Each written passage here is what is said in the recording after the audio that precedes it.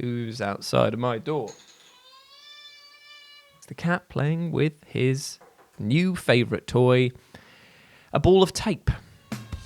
Hello all of you little demons, Jules here for WhatCulture.com, back again with another episode of the awesomely titled and awfully hosted Choose Your Own Adventure, the weekly medieval themed format where I, the crown Jules of WhatCulture.com, take a list chosen by you, yes you, the person who has two bikes in their office now. What a mad lad I am.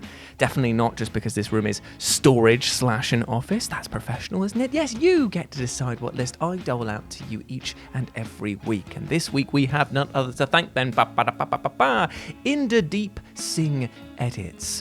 What a name. And their suggestion of video games that were saved by fan communities. Now, whether or not it's an emotional chase of a narrative or just the fact that you're trying to chase points, video games establish one thing and one thing very bloody hard, and that is a connection. They make us feel things: anger, happiness, sadness, maybe even a little bit poo-poo pee-pee in our panties, also known as scared.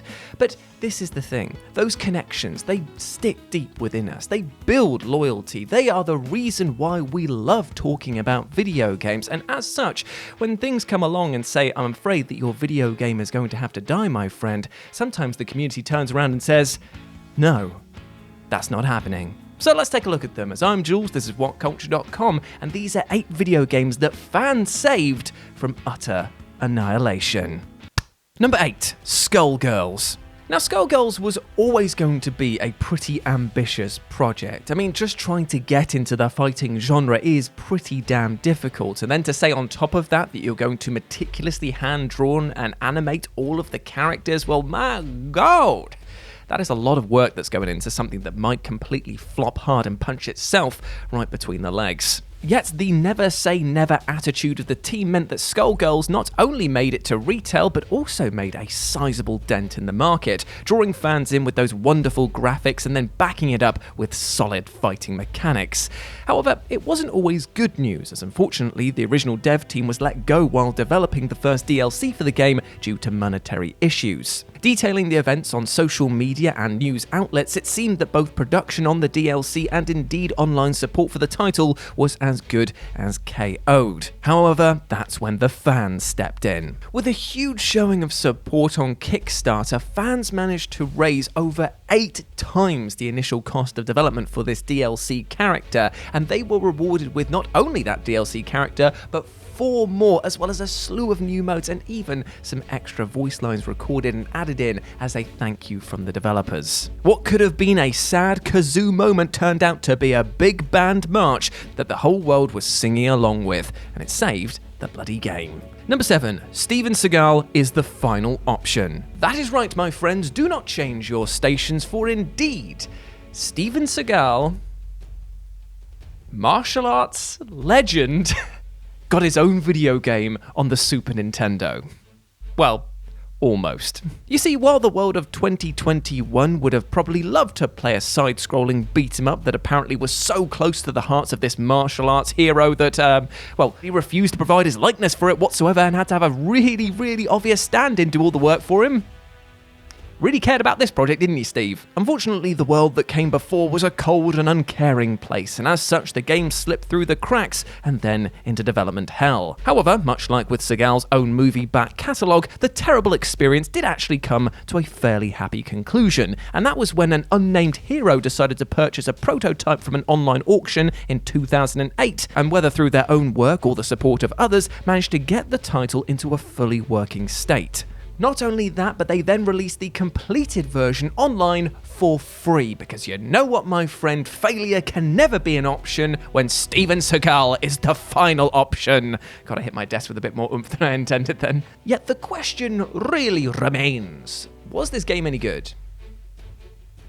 No, of course not. Of course not. It's some tubby dude waist-high kicking people in a game that made Harvester look like a goddamn technical powerhouse. No, but it has provided inspiration for today's musical interlude, so I guess that's something. Jazz and James, are you ready? Yes. What's your favourite Steven Seagal movie? Go, left to right, go, go, go, go. I've never seen one of his films. You? I like Exit Wounds, Half Past Dead, Out for a Kill, Into the A bit of a Steven Seagal fan, it seems. Weird. Failure is not an option. Steven Seagal is the only option.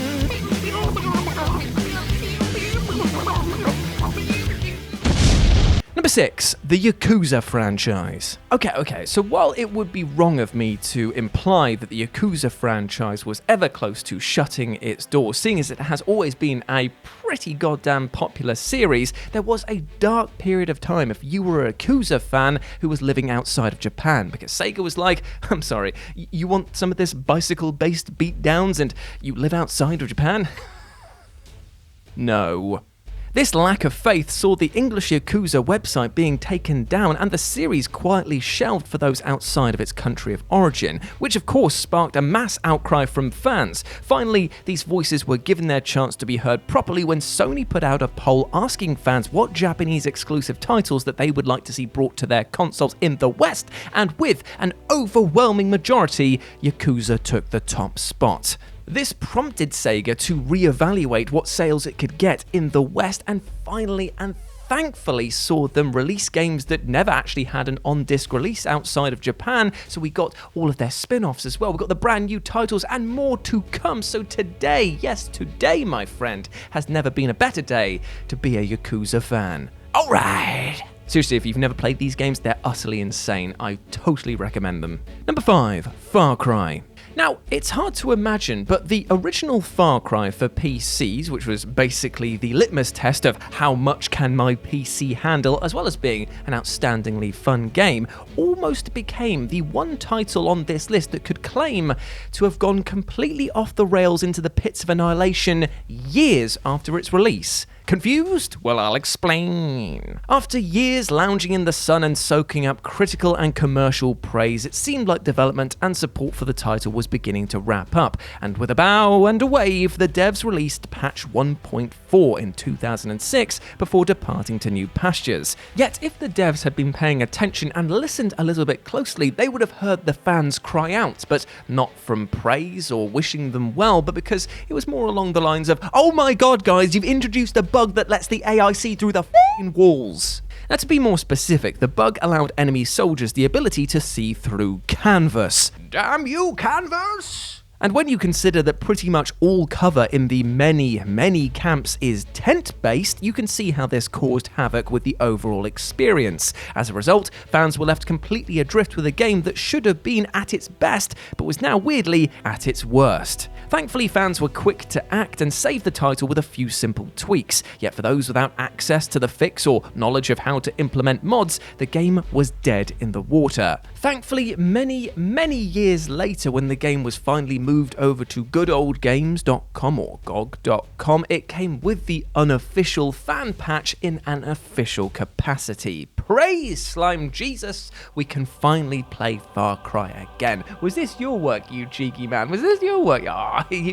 Sometimes people don't give them enough credit for the little things. They're always just like, oh, why didn't you stop this from happening? Or where were you when my building fell down around me? A pretty extreme case over there, but he does the little things. He gets the other people to do his admin, and if you want to blame somebody for why your building fell down, it's this guy right here.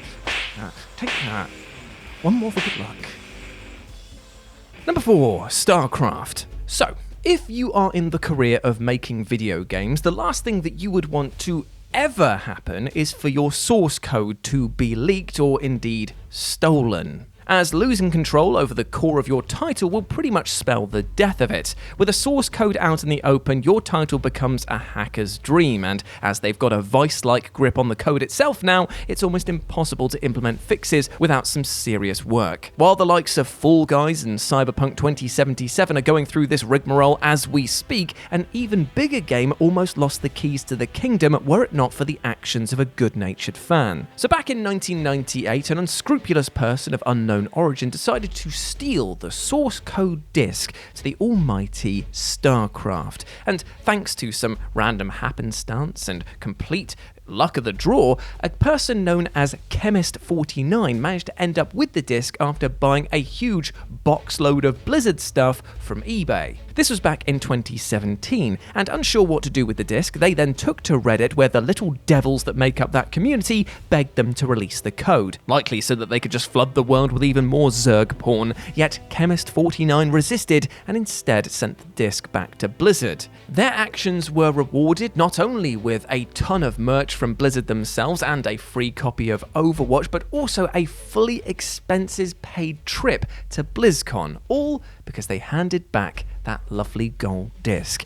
And here's the thing, they did us a favour as well, because while Starcraft is pretty hacked by this point, it still remained a little less hacked thanks to the source code remaining where it should, in the back pocket of Blizzard. Number 3, the Dark Engine. Now you might be thinking to yourself, well, Jules, you idiot egg, I've never heard of the Dark Engine, so how the hell have fans saved it from Annihilation, because no one's ever bloody heard of it? Well, my rude friend, it's not a game, it's an engine to make games.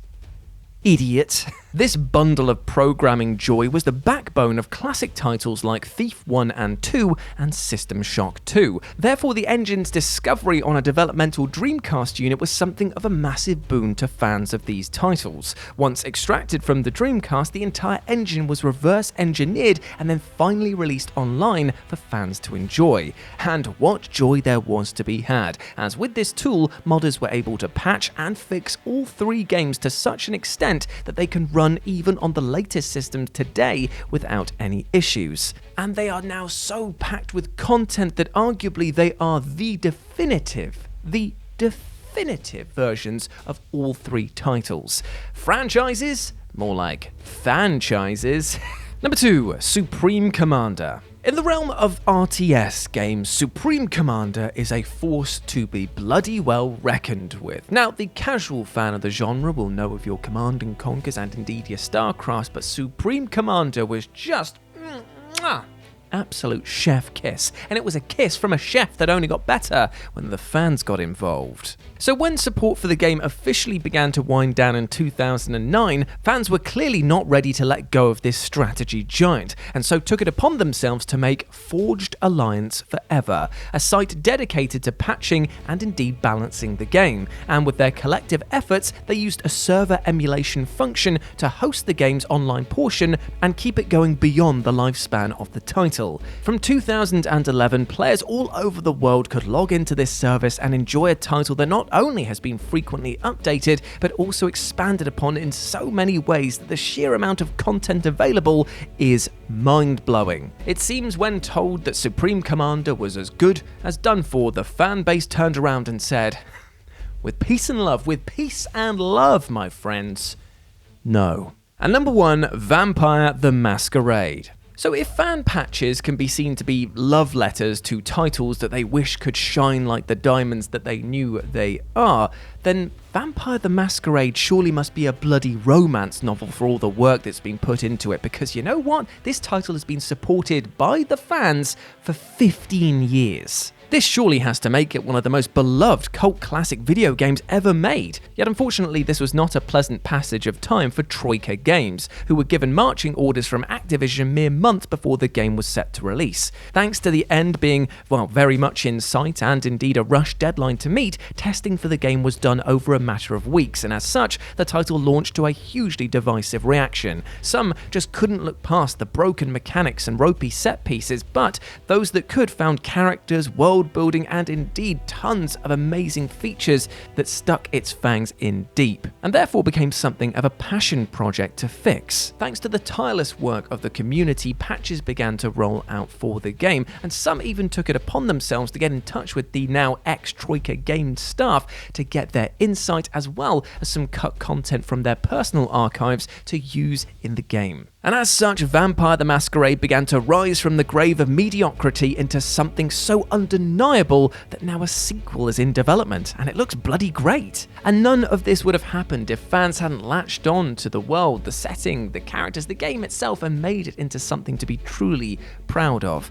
Fingers crossed, Bloodlines 2 doesn't take another 15 years to get to this state, but I don't think that'll be a problem thanks to the fan base that is just so rabid for this game. You gotta love them. And there we go, my friends. Those were 8 video games that were saved by fans from Annihilation. I hope that you enjoyed that, and please let me know what you thought about it down in the comments section below. And if you want to chat to me further, you can do so over on Twitter at RetroJ with a 0, or you can swing by Live and Let's Dice. That's Dice with a C, where I do all of my streaming outside of work, and it'd be great to see you over there. But before I go, I just want to say one thing. There is a lot that can be accomplished in life by yourself, by going out there and saying, I can do this, I believe in myself, and I will never ever say that that's not an important thing to have. That self-belief will carry you very far, my friends. But remember, support from others is just as important.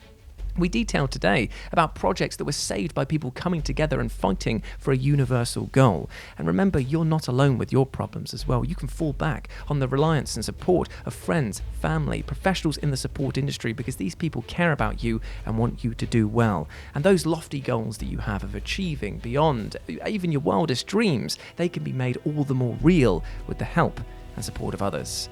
So don't go out there alone. Remember, always look for people that have got your back, and make sure that you have others. Okay. So that being said, I'm Jules. This has been WhatCulture.com's Choose Your Own Adventure. You have been awesome, and never forget that. I love you all, and I'll speak to you soon. Peace. Cartels, beyond the law, against the dark, hard to kill, my giant, sheep impact,